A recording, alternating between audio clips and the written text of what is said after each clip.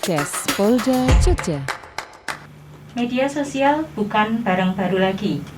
Hampir semua orang di kawasan perkotaan bahkan pedesaan sudah bermain media sosial. Hal ini menyebabkan banjir informasi. Tentu, namanya banjir itu bukan sesuatu yang bisa ditanggapi dengan biasa-biasa saja. Salah satu cara untuk mengantisipasi banjir informasi dengan selektif terhadap informasi yang beredar dan menahan diri. Selain itu, mengkonfirmasikan informasi tersebut dengan pihak yang berkompeten adalah tindakan paling bijak. Mafindo, Masyarakat Anti Fitnah Indonesia, adalah salah satu organisasi yang tergerak mengajak publik baik secara komunal maupun individual untuk bisa mengantisipasi banjir informasi tersebut. Telah hadir bersama kami di sini Ketua Masyarakat Anti Fitnah Indonesia, Mas Setiaji Eko Nugroho. Yuk kita simak obrolan bersama beliau tentang apa sih Mafindo itu. Selamat siang Mas Setiaji Eko Nugroho. Selamat siang Mbak Tere. Panggilannya siapa nih Mas? Panjang banget namanya ini. Saya bisa dipanggil Aji atau dipanggil Zack kalau di tempat-tempat lain. Oh, nama panggungnya Zack ya. Oke, Mas Aji, kita mau ngobrol tentang Mafindo. Bisa diceritakan ke teman-teman di luar sana Mafindo itu apa, bagaimana, kemudian kenapa sih kemudian Mas Aji punya inisiatif untuk membentuk Mafindo ini? Jadi begini Mbak Tere, penggunaan media sosial di Indonesia ini kan sangat tinggi ya. Bahkan kita mungkin seperti Facebook itu nomor 3 atau nomor 4 di dunia. Dan lebih dari separuh penduduk kita sudah menggunakan internet. Tetapi ternyata dalam menggunakan internet dan bermedia sosial belum semuanya memahami rambu-rambu. Nah, kita melihat di tahun 2016 itu hoax itu beredar luas dan itu sangat meresahkan, sampai muncul pertengkaran di antara teman-teman, di lingkup keluarga juga sampai ada yang bermusuhan gara-gara ada yang termakan hoax, sehingga kami merasa bahwa ini harus disikapi serius. Nah, ketika kami sebelumnya sudah melakukan upaya untuk melakukan pengecekan fakta ya, yang atas isu yang beredar di media sosial, kami merasa ini masih belum cukup. Kita butuh gerakan yang lebih serius lagi. Sehingga pada akhir 2016 kami membentuk perkumpulan berbadan hukum yang bernama Mafindo ini untuk mensinergikan aktivitas relawan, karena kami adalah gerakan akar rumput dengan aktivitas di dunia maya ataupun juga di dunia nyata. Jadi itu akar awal mulanya berdirinya Mafindo. Oh, jadi dari keprihatinan bahwa banyak konflik yang terjadi, bahkan itu di lingkup terkecil, lingkup keluarga, tentang adanya berita-berita hoax yang beredar, dan entah itu kebenarannya dari sisi mana begitu.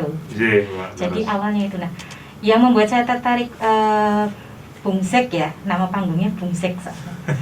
Oh iya, sebelum saya lanjutkan teman-teman, mungkin teman-teman di luar sana juga penasaran kayak apa sih Bung Zack ini. Berkenan untuk dilepas dulu maskernya sebentar, biar kalau ada yang ketemu di jalan bisa menyapa. Gini teman-teman ya, Bung Zack, silakan dipakai lagi. Nah, tadi bicara soal keprihatinan bersama ini. Kalau saya boleh tahu, Bung Zack sendiri latar belakangnya apa kok akhirnya tergerak masuk dan mendirikan sebuah gerakan berbadan hukum untuk menangkal hoax ini? Ya, sebenarnya kalau ditanya latar belakang saya mungkin tidak ada kaitan ya dengan gerakan ini ya. Karena kalau saya sendiri, kalau kuliah itu saya di ITB Teknik Elektro, kemudian saya mengambil master di München di Jerman di bidang teknologi komunikasi juga. Dan kebetulan saya pulang ke Indonesia, saya kemudian membuat usaha gitu ya terkait di bidang teknologi informasi. Nah, tetapi kalau terkait dengan masalah isu hoax ini sebenarnya berasal dari keprihatinan dan kita merasa bahwa ya apapun latar belakang kita butuh melakukan sesuatu, karena ini adalah salah satu ancaman yang bisa membuat masyarakat terpecah belah membuat kedaulatan informasi kita terganggu dan membuat masyarakat bingung mengambil keputusan yang penting karena bisa jadi mereka termakan dengan berbagai informasi keliru. Jadi pada tahap-tahap selanjutnya akhirnya kami mau tidak mau juga kemudian berinteraksi dengan orang-orang yang bergerak di dunia komunikasi, kemudian di bidang jurnalistik dengan kawan-kawan wartawan. Kolaborasi ini terus terbangun dan saya yang tidak punya latar belakang jurnalistik sama sekali, mau tidak mau kemudian kita belajar bersama di situ ya. Dari elektro, kemudian tadi di Jerman ambil teknik komunikasi, kemudian bergeraklah di bidang yang, tapi sebenarnya ini masih ada bau-bau komunikasinya ya. Masih ada bau-bau komunikasinya. Nah, kalau dari Mavindo sendiri, sebetulnya tadi kan Bang Bungsek bilang tentang relawan. Yeah. Siapa saja sih yang bergabung di Mavindo ini sendiri? Kemudian apakah ada, harus seperti ini kriterianya untuk gabung dengan Mavindo? Bisa dijelaskan? Ya, jadi di awal mungkin kami punya beberapa puluh relawan ya, yang orang-orang yang merasa terpanggil dengan situasi yang meresahkan ini dan pada prinsipnya memang kita adalah sebuah komunitas yang terbuka bagi siapa saja. Saat ini kita sudah terbentuk jejaring di 19 kota, ada lebih dari 500 relawan. Nah, mereka ini sangat beragam latar belakangnya, Mbak Tere. Jadi ada yang profesional, ada juga yang dosen dari berbagai kampus, ada juga guru, ada juga dokter, bahkan banyak dari mereka adalah ibu rumah tangga, mahasiswa ada, pelajar juga ada. Jadi prinsip ini organisasi yang sangat terbuka bagi siapapun yang merasa bahwa media sosial Indonesia ini harus dibersihkan dari berbagai macam hoax. Ya. Oke, jadi tidak harus ada karakteristik tertentu untuk bergabung di Mavindo ini, asal ada ketertarikan untuk peduli. Ketertarikan dan juga bersedia untuk menaati kode etik kerelawanan. Di antaranya adalah kalau sudah menjadi relawan Mavindo, maka dia punya kewajiban untuk misalnya menjaga media sosialnya dengan baik. Jangan sampai dong ada relawan anti hoax tetapi malah ikut menyebarkan hoax begitu. Nah, itu adalah hal-hal yang sangat kami tekankan. Jadi prinsip siapapun boleh bergabung, mari kita belajar bersama, mari kita membangun ketahanan informasi bersama begitu, dan kita mengedukasi masyarakat bersama. Oke, berdirinya Mavindo itu dari akhir kapan? 2016. Akhir 2016, berarti sudah 4 tahun. Sekarang ya 4 tahun lebih, 4,5 tahun. 4 tahun lebih. Oke. Tadi relawannya ada sekitar 500. Itu Bungsek tahu semua atau ya hanya dari akunnya saja seperti itu? Kami tahu semua karena setiap tahun paling tidak kita ada acara Muskernas, Musyawarah Kerja Nasional.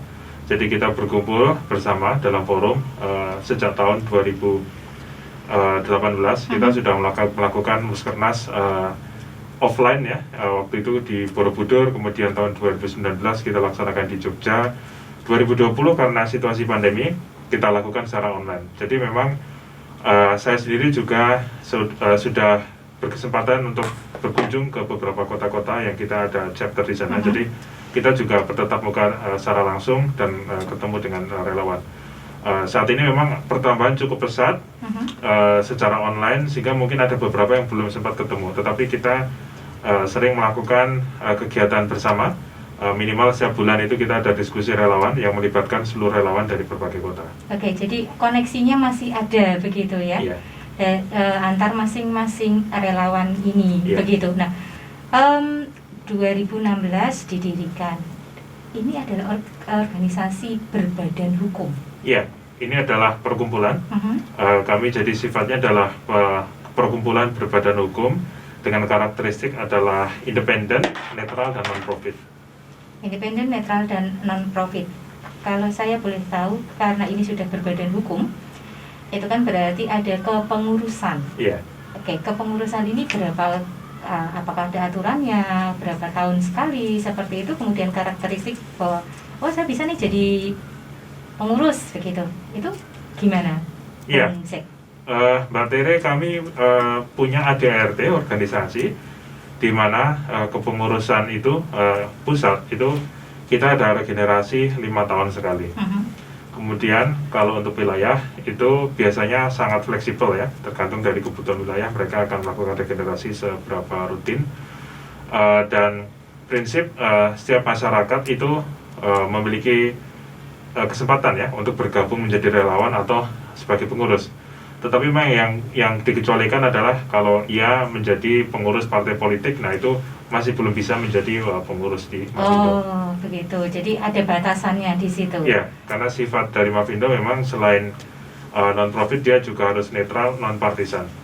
Okay. Jadi memang ini betul-betul independen. Betul. Yeah. Karena takutnya nanti begitu ada salah satu dari partai politik nyangkutnya ke tidak independen tadi, begitu. Yeah, Oke, melawan hoax itu bukan hal yang mudah. Sebagai masyarakat kadang juga nggak tahu mana sih yang benar, mana sih yang tidak. Kalau berdasarkan pengalaman, apakah pernah Mafindo ini atau bahkan mungkin penggiat-penggiatnya, relawan-relawannya yang kemudian karena berusaha berjuang untuk melawan hoax, kemudian ada dalam posisi terancam? Iya, karena hoax ini banyak beredar di masyarakat yang terbelah secara misalnya afiliasi politik atau mungkin karena keterkaitan dengan masalah ras, dengan masalah agama begitu. Sehingga kadang-kadang ketika kita menjelaskan bahwa itu hoax gitu ya, kadang-kadang kita dituduh kalau kamu itu berpihak. Kamu berpihak. Kalau misalnya ada hoax yang menyerang kubu A gitu ya, kita mengklarifikasi gitu, maka kita dituduh sebagai kamu kan pihaknya ini gitu. Nah, itu sebenarnya paling sering ya kita terima. Sebagai contoh misalnya ada isu yang menyerang tentang program pemerintah, misalnya sekarang ini terkait dengan isu masalah vaksinasi atau masalah COVID-19. Nah, itu ketika kita meluruskan berbagai isu tentang masalah COVID-19, itu kita dituduh, nah kamu kan pasti bagian dari konspirasi elit global ini. Kamu pasti suruhan dari lembaga-lembaga dunia ini gitu. Nah itu yang kami sering hadapi gitu di lapangan. Khususnya lagi ketika misalnya kita kan kalau di Mafindo ada juga yang melakukan fact checking atau periksa fakta. Itu juga kadang-kadang terjadi karena tidak suka ya dengan hasil periksa fakta, itu kemudian ada upaya untuk membuka data pribadi dari si periksa fakta ini.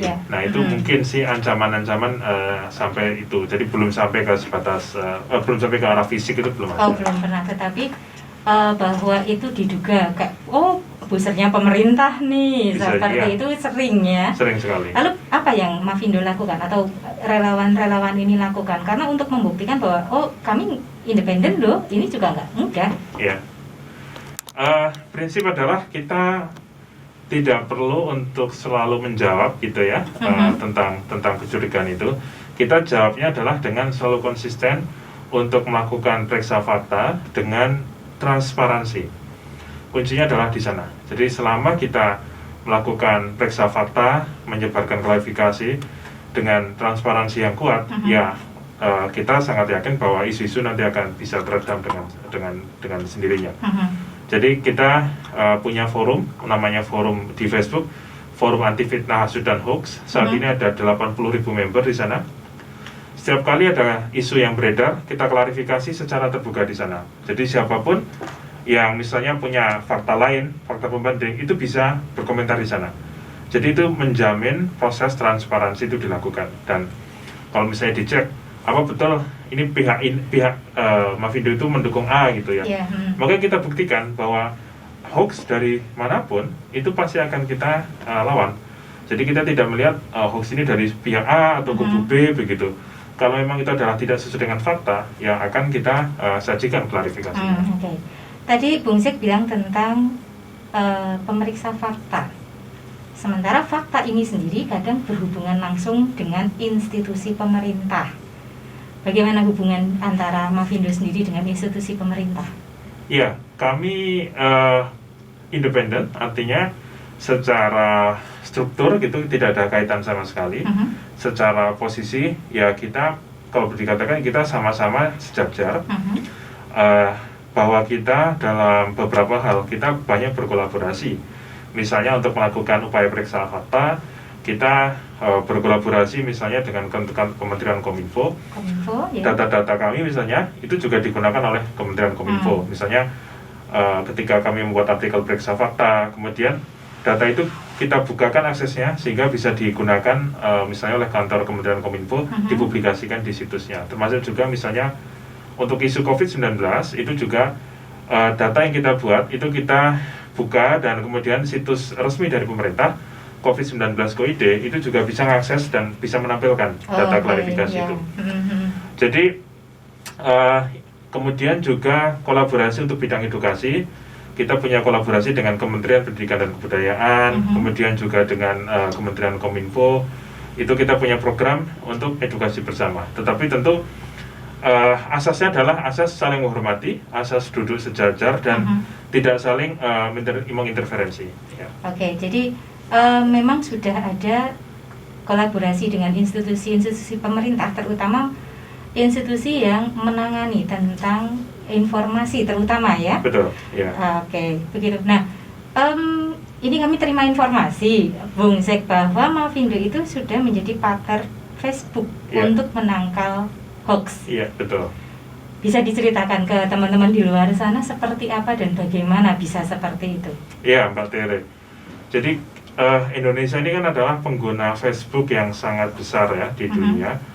Kalau tidak salah nomor 3 atau nomor 4. Dan bagi Facebook, maka masyarakat Indonesia ini adalah salah satu segmen pasar yang sangat penting. Dan ketika Indonesia ini adalah penyebaran hoax ini paling banyak justru di platform Facebook ya, dalam catatan kami biasanya rata-rata lebih dari 40% hoax itu beredar di Facebook. Nah, sehingga Facebook ini juga kemudian membuat inisiatif untuk melawan hoax di berbagai dunia. Jadi mereka menggandeng dengan pihak ketiga yang melakukan periksa fakta. Jadi kalau Facebook sendiri sebagai sebuah institusi, dia tidak bisa menentukan apakah sebuah informasi itu benar atau tidak. Jadi dia punya konsep adalah net neutrality. Jadi dia netral terhadap sebuah konten.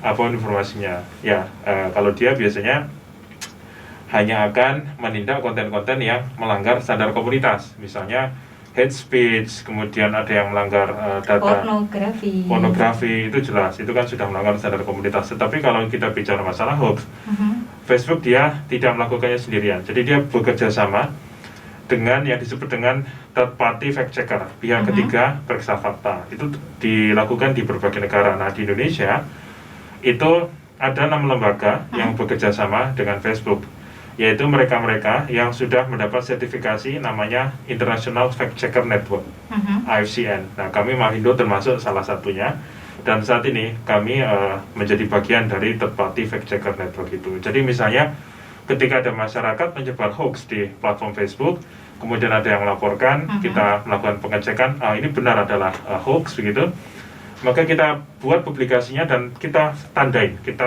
Jadi akun tersebut, kontennya, ya. postingannya, misalnya ada status atau misalnya ada dia nyebar foto atau nyebar video atau teks saja, itu nanti akan kita tandain sehingga orang yang membaca tahu bahwa oh ini ternyata konten ini sudah dinyatakan salah gitu ya, oleh siapa yang menyatakan salah. Nah, itu bisa Mavindo atau bisa pihak ketiga yang lain, bisa akan ada Tempo, ada Kompas, ada Tirto dan Suara, Liputan 6. Nah, jadi ini kolaborasi yang sudah berjalan, dan untuk beberapa konten yang tidak hanya salah tetapi juga mengarah kepada hal-hal yang bisa mencelakai orang lain, mengarah kepada kerusakan, membahayakan orang lain, itu kita juga bisa merekomendasikan supaya konten ini segera di take down atau dihapus.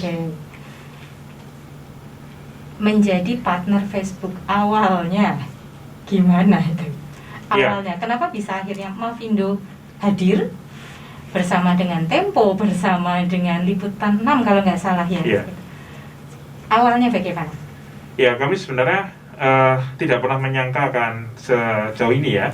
Jadi karena waktu itu kami merasa bahwa yang penting kita lakukan adalah kalau ada isu yang beredar, kita segera tampilkan klarifikasinya supaya masyarakat tidak bingung.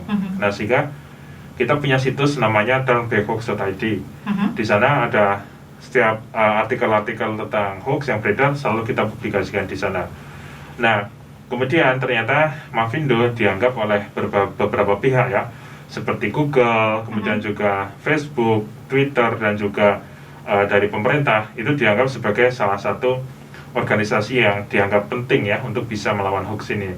Nah, kami menjawabnya adalah dengan meningkatkan kualitas, kredibilitas dengan kita standar yang kita butuhkan adalah supaya kita diakui secara internasional, sehingga Mavindo kemudian kita mendaftar untuk tersertifikasi di International Fact Checker Network yang seleksinya itu sangat ketat sekali, dan setelah beberapa bulan kita di-approve. Dengan itu kita bisa bicara kepada Facebook bahwa ini loh, di Indonesia sudah ada lembaga periksa fakta yang tersertifikasi internasional. Kalau misalnya Facebook mau bekerjasama untuk melawan hoax di Indonesia di platformnya, itu kita bersedia. Kita siap, kami siap untuk hadir begitu. Kita siap untuk membantu. Oke. Iya. Nah, kebanyakan korban hoax atau mereka yang menyebarkan hoax itu kan nggak tahu bahwa itu hoax. Betul. Dan rata-rata mereka adalah orang-orang yang sangat sering menggunakan media sosial. Edukasi yang sudah dilakukan oleh Mavindo seperti apa, Bung Zek? Ya, jadi betul sekali Mbak Tere. Banyak orang yang menyebarkan hoax itu sebenarnya bisa jadi karena niatnya baik. Ya. Dia menyebarkan informasi yang istilahnya pengen membantu orang lain. Betul. Tetapi karena dia alpa melakukan verifikasi, informasi itu malah justru bisa mencelakakan orang lain. Nah, sehingga kami merasa bahwa upaya edukasi ini menjadi salah satu hal yang sangat penting, karena literasi digital yang belum merata, ditambah juga dengan rendahnya tingkat berpikir kritis masyarakat, itu menjadi salah satu akar masalah kenapa hoax di Indonesia masih tersebar luas. Nah, sehingga Mavindo itu memutuskan selain melakukan upaya fact checking atau periksa fakta, kita butuh membuat terobosan-terobosan dalam isu literasi digital. Nah, sejak tahun 2017 kita sudah membuat berbagai materi tentang training periksa fakta ya kepada masyarakat umum, baik itu siswa di sekolah, mahasiswa, kemudian juga kita bekerjasama dengan Google mentraining jurnalis ya di berbagai kota. Jadi kerjasama dengan AJI, kita dilibatkan di sana membuat kurikulum. Saat ini ada lebih dari 6.000 wartawan yang sudah kita training. Kemudian juga kita sebelum pandemi itu kita biasa mengedukasi masyarakat paling tidak sekitar 30-40 ribu orang setiap tahunnya. Nah, dan di tahun 2019 kita berkolaborasi dengan Google, itu membuat program namanya Stop Hoax Indonesia. Stop Hoax Indonesia. Ya, ini adalah program yang secara khusus membuat upaya edukasi menjadi lebih menarik. Jadi alih-alih menggunakan model presentasi, kita membuat video drama super action. Jadi profilnya ada sebuah keluarga, bapaknya polisi, kemudian ada ibu rumah tangga, kemudian juga ada 2 anaknya. Itu mereka dihadapkan dengan situasi sehari-hari dalam bermedia sosial. Tapi kita kemas dengan konsep superhero begitu, sehingga kita bisa menunjukkan ini loh caranya sebagai seorang keluarga, benteng terkecil dalam sebuah negara untuk bisa melawan hoax. Apa peran seorang bapak, apa peran seorang ibu, dan apa peran yang bisa dilakukan oleh anak-anak. Nah, ini bisa ditonton di YouTube channel kami di Mavindo. Ini sangat menarik karena sutradaranya adalah sutradara yang sama yang membuat film Tilek yang fenomenal itu. Bu Tejo ya. Bu Tejo, dan video ini sempat kami presentasikan di akhir tahun 2018 di London di acara Global Media Literasi Summit di sana, dan ternyata metode kita cukup mendapatkan apresiasi dari kawan-kawan negara lain. Dan di tahun 2020 ini kita punya program lagi-lagi bersama dengan Google, menggandeng Ma'arif Institute dan juga Love Frankie. Kita ingin membuat supaya skalanya bisa lebih besar lagi, lebih luas lagi. Kita membuat program namanya tularnalar.id. Tularnalar.id. Ya, tularnalar itu kita ingin menularkan atau memviralkan bagaimana kita bernalar dengan baik. Itu tentang berpikir kritis. Nah, jadi kita membuat kurikulum, kita sudah selesai kemarin dengan para pakar, menyusun kurikulum, sudah kita pasang di situs kita, tularnalar.id, dan tahun ini kita sudah melaksanakan training atau TOT kepada hampir 1.000 dosen dari target 1.200 dosen, dan ini dalam proses mentraining sekitar 4.000 guru, dan harapannya ini menjadi program yang bisa menjangkau jutaan masyarakat dengan cara online. Kita produksi video juga di sana, kita membuat lesson plan, ada materi pembelajaran yang bisa diikuti oleh baik itu guru, mahasiswa, atau bahkan siswa menengah. Dan jadi itu adalah beberapa kontribusi yang kami lakukan ya untuk bagaimana bisa mengangkat kualitas literasi digital masyarakat kita. Ya, sehingga untuk menangkal hoax itu bukan hanya tanggung jawab beberapa orang, tetapi itu bisa dilakukan oleh benteng terkecil, yaitu keluarga sendiri. Begitu ya, Bung Zek? Betul, Mbak Tere. Ya. Oke, tadi membahas soal pandemi. Tadi sudah membahas sedikit tentang pandemi. Ada perubahan berarti dalam bentuk kegiatannya ya? Yang dilakukan oleh Mavindo. Semuanya berarti menjadi daring.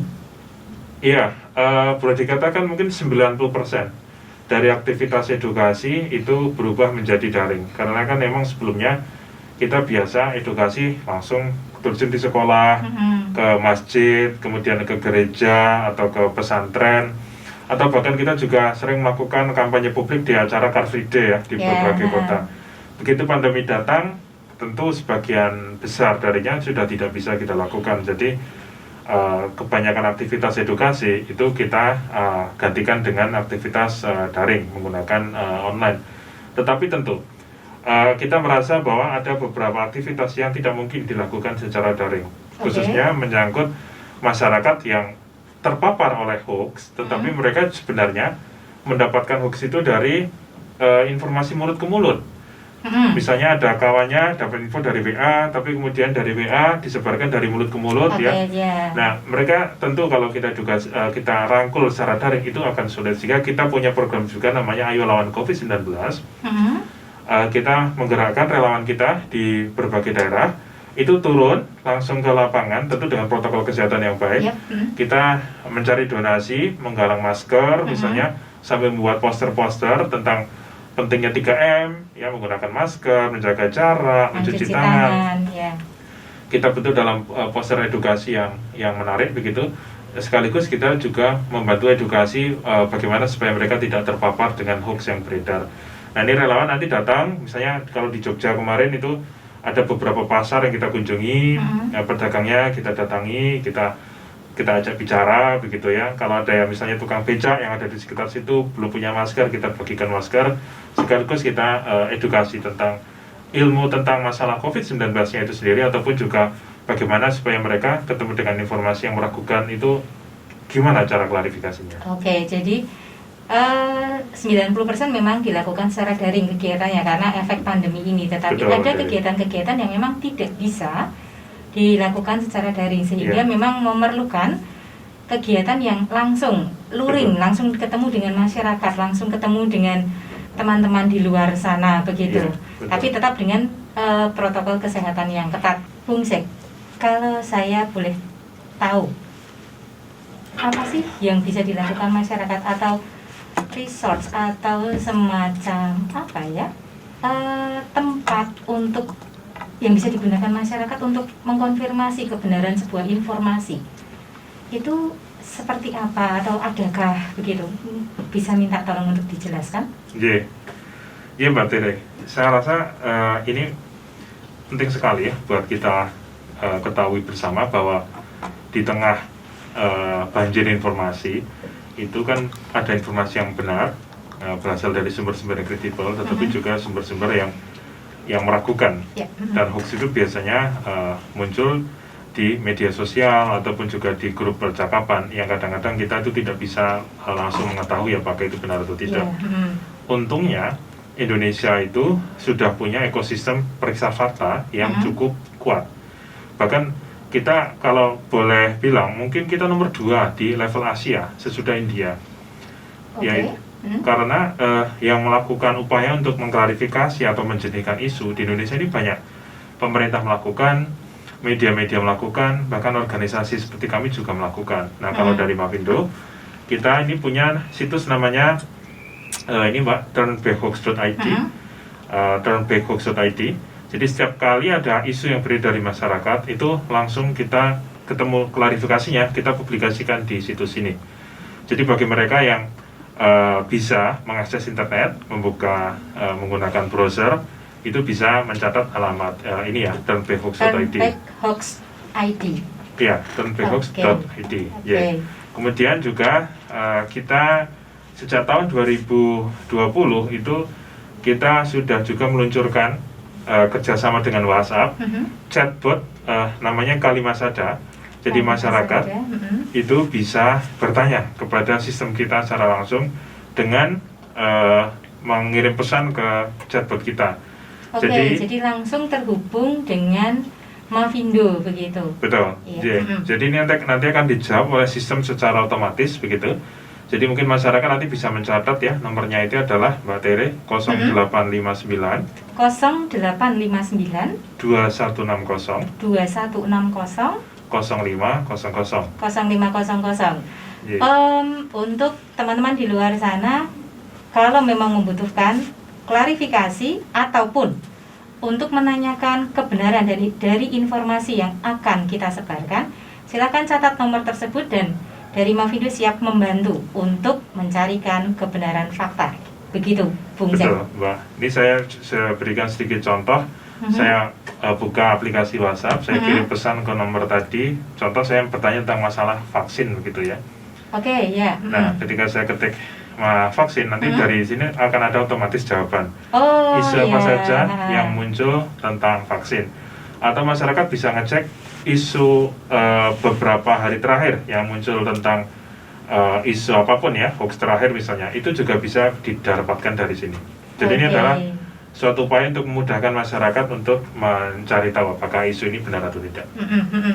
Research yang bisa digunakan masyarakat, klarifikasi yang bisa didapatkan oleh masyarakat.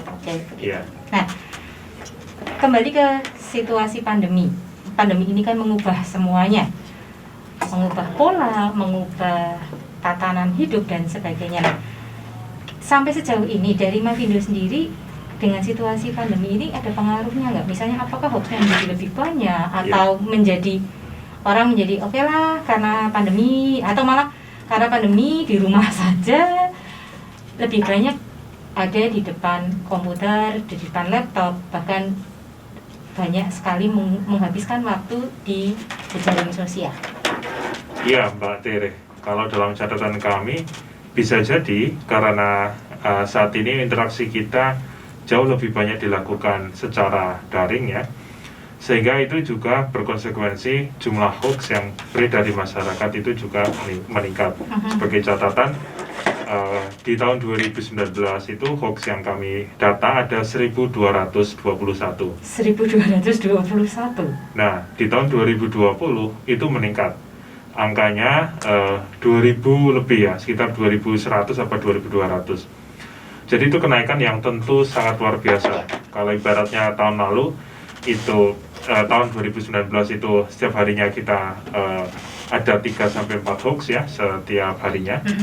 Maka sekarang itu bertambah, dan memang paling banyak itu hoax terkait dengan isu COVID-19 ya. Dan ini juga termasuk adalah hoax yang sangat mengganggu dan memperparah penanganan pandemi di Indonesia. Banyak dari masyarakat yang percaya dengan hoax dan teori konspirasi, kemudian mereka meremehkan protokol kesehatan yang sudah disusun oleh para pakar dan dari otoritas kesehatan.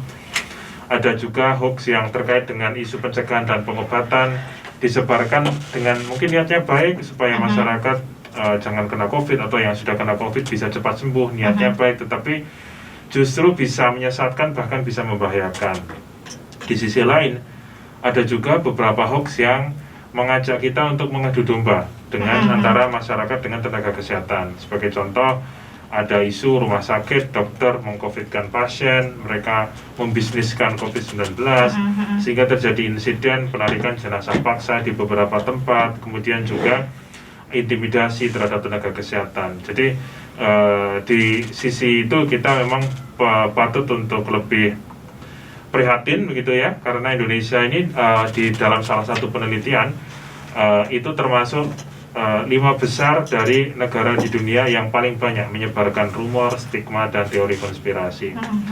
Sehingga ya ini PR kita masih cukup banyak, apalagi saat ini kita sedang memasuki program vaksinasi COVID-19 yang sangat krusial sekali untuk kita sukseskan bersama. Dan ini ada banyak hoax tentang vaksin COVID-19 yang beredar.